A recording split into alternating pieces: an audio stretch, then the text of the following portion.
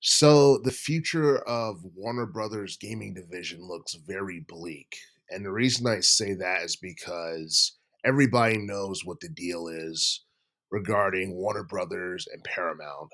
Paramount is attempting to buy out Warner Brothers Discovery for like $60 billion. And I believe it's something that has recently been rejected by Warner Brothers Discovery because the CEO David Zaslav feels like the corporation's worth way more than that, despite its recent financial hardships. And I guess like the offer from Paramount was considered to be too low because they were offering somewhere around the ballpark of $20 per share. And I don't know, like the thing with Warner Brothers Discovery is that a lot of their most recent games have been doing too well. You know, I've talked about the Suicide Squad game from last year being awful and on multiple videos. Gotham Knights was underwhelming. Um, Mortal Kombat 1 from 2023. I don't know. I feel like it's not as big or culturally relevant as Mortal Kombat 10 or 11. But but yeah, I mean, Warner Brothers wanted to place more focus and emphasis on polishing off some of their more popular IPs like Harry Potter and Mortal Kombat, Game of Thrones, and stuff like that.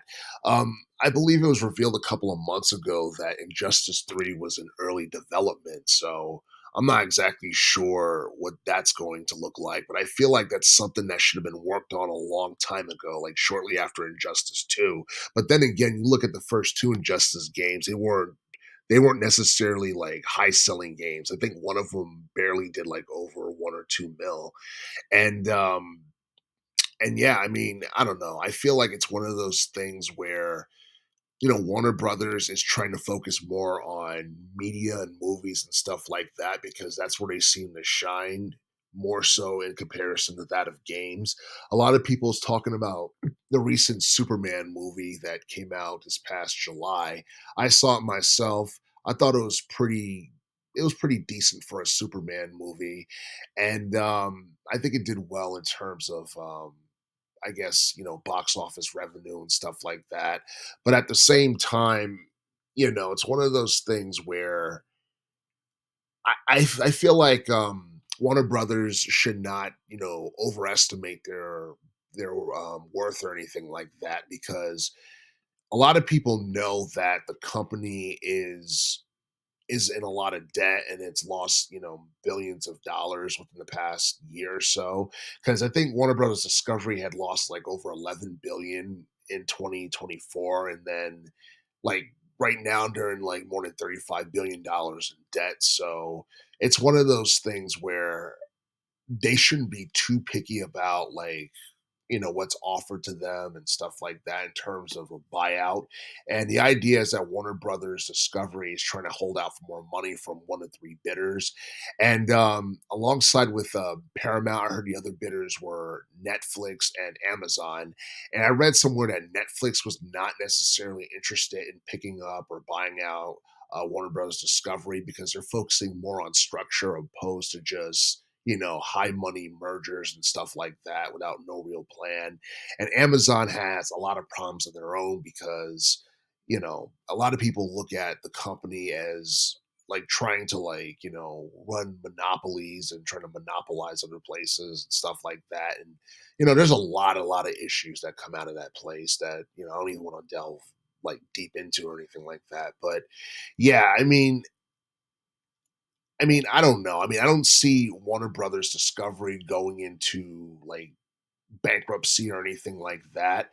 But I believe it was revealed not too long ago that there was like some type of plan to I guess like split Warner Brothers Discovery into two separate entities or something like that. And that was something that was supposed to happen by like mid 2026. And yeah, I guess like they have like some type of strategy going forward in terms of addressing their financial woes and all that.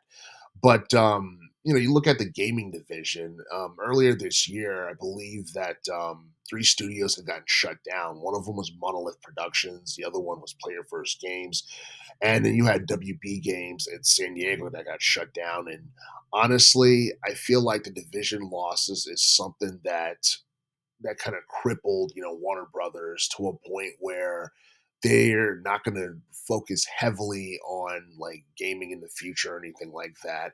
And let's just say, I don't know, Paramount, offers them a better like buyout price and they take it. Do you think, Paramount is going to, want to keep the gaming division if it's not profitable, if it's costing them, millions of dollars? No, of course not. So I don't know. It makes me wonder what the future of Warner Brothers games is going to look like. And I don't know. What does it mean for the DC series? What does it mean for Mortal Kombat? Does it mean that we only get like movies and films and stuff like that? We don't get games anymore? Because I don't know. I feel like Mortal Kombat as a franchise may have peaked already, because I don't think people are talking about it as much as they were like several years ago, during like Mortal Kombat 10 and Mortal Kombat 11. And and I don't know, I feel like Game of Thrones is something that I don't really hear too many people talking about nowadays. I mean, a lot of people love the show, but I don't know. I don't hardly hear anyone talk about it nowadays. And Harry Potter is like old news to a lot of people, so it makes me wonder, what the future of these IPs are going to look like if there is a buyout in the future.